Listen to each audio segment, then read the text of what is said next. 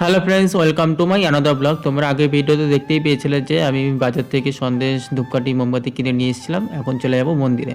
মন্দিরে যাওয়ার পথে শম্পা, টুম্পা আর বর্ণালীদের সাথে দেখা। মন্দিরে আসার পথে অমিতের মায়ের সাথে দেখা। অমিতের মা বলছে যে পুজো শুরু হয়ে গেছে, তাড়াতাড়ি যা। তারপরে পুজো শুরু হয়ে গেছে, চলে আসলাম, ভোগটাও দিয়ে দিলাম। আর এদিকে তানিরাও চলে এসেছে। তানিরা শুধু আসেনি, ছোটো মামি, বড় মামি, টুলি সবাই এসেছে। আমি জানতাম না যে বড় মামিও পুজো করবে, এখন এখানে আসার পর জানতে পারলাম। তারপরে সবাই বসে পড়েছি, বসে বসে পুজো দেখছিলাম। আর এদিকে দিদাকেও বলেছিলাম বাড়ির থেকে আসার পথে তুমি তাড়াতাড়ি পুজো টুজো দিয়ে মন্দিরে চলে এসো। আর এবারে ঠাকুরটা একটু অন্যরকম হয়েছে। অন্যরকম বলতে সাইজ একটু ছোট হয়েছে। আগেবার একটু বড় ছিল, এবার একটু সাইজে ছোট হয়েছে।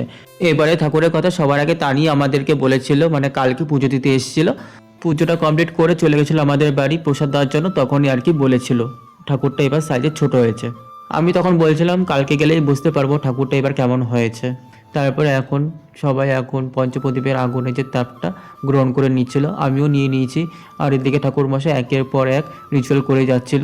রিচুয়ালগুলো কমপ্লিট হওয়ার পর সবাইকে এখন গঙ্গা জল ছিটিয়ে দিচ্ছিল, মানে শুদ্ধিকরণের জন্য।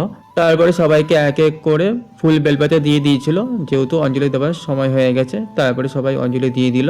অঞ্জলি দেওয়া কমপ্লিট করে এখন হচ্ছে ডন্ডি কাটার সময়। এবারে ডন্ডি কাটবে টানি, ওটা তো জানি। আর কে কে কাটবে সেটা তো জানতাম না, কিন্তু এখানে আসার পর জানতে পারলাম মৌ, বর্ণালী, তারপরে সোনালি এরাও কাটবে। তারপরে আমি আর টুম্পা রেডি হয়ে গেলাম পাথর নিয়ে, মানে টানি ডন্ডি কাটবে, আমি দাগ কেটে দেবো। আর বর্ণালীর জন্য টুম্পা দাগ কাটবে, কিন্তু সোনালিটা কে কাটবে আমার জানা ছিল না। সোনালি প্রথমে আমাকে বলছিল দাগ কাটতে দেওয়ার জন্য, আমি অলরেডি টানির জন্য দাগ কাটছি। তারপরে সোনালির জন্য সোনালি মাই দাগ কেটে দিল। সোনালি তো 3 পাক ডন্ডে কেটেছে, আর এদিকে তানি আর বর্ণালী এরা পুরো 7 পাক ডন্ডে কেটেছে।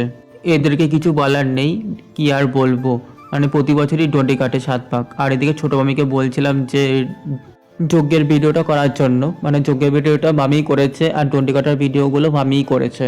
সো ফাইনালি এদের ডন্ডি কাটা কমপ্লিট হলো, মানে 7 পাক। আর এদিকে যজ্ঞও কমপ্লিট হয়ে গেছে।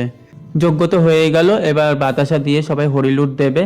আমি হরিলুটের ভিডিওটা করতে পারিনি ব্যস্ততার কারণে। আর যজ্ঞ শেষ করে সবাইকে যজ্ঞের ফোঁটা দিয়ে দিচ্ছিল, তাই আমিও নিয়ে নিচ্ছিলাম। নেব কি, মানে এতটা ভিড়, মানে সবাই এক এক করে দিচ্ছিল, মানে 3-4 জন মিলে যজ্ঞের ফোঁটা দিচ্ছিল। তারপরে আমিও ওই ভিড়ের মধ্যে নিয়ে নিলাম। ভিড়ের মধ্যে নিয়ে সাইড করে দাঁড়িয়েছিলাম। সাইড করে দাঁড়িয়েছিলাম বলতে সবাই খিচুড়ি প্রসাদ দিচ্ছিল, ফল প্রসাদ দিচ্ছিল, চাল প্রসাদ, মাখা প্রসাদ। আমি এই প্রসাদগুলো নিয়ে দিদার কাছে দিচ্ছিলাম। দিদা যেহেতু নিতে পারবে না এই ভিড়ের কারণে, তাই আমি নিয়ে নিচ্ছিলাম। আমি নিয়ে দিদার কাছে দিচ্ছিলাম। তবে দিদাও খেলো কিছু, আমিও খেলাম কিছু। তারপরে এই প্রসাদ খেয়ে বাড়ি পথে যাই। আর ভালো লাগছে না এই গরমের মধ্যে। আর এদিকে ছোটো মামিকে দেখো, মানে ক্লান্ত হয়ে গেছে। ছোটো মামিরা বলছে কখন যে বাড়ি যাব। তারপর আমিও বাড়ি চলে আসলাম। চলো এখনকার জন্য রাখছি, দেখা হচ্ছে পরের ব্লগে।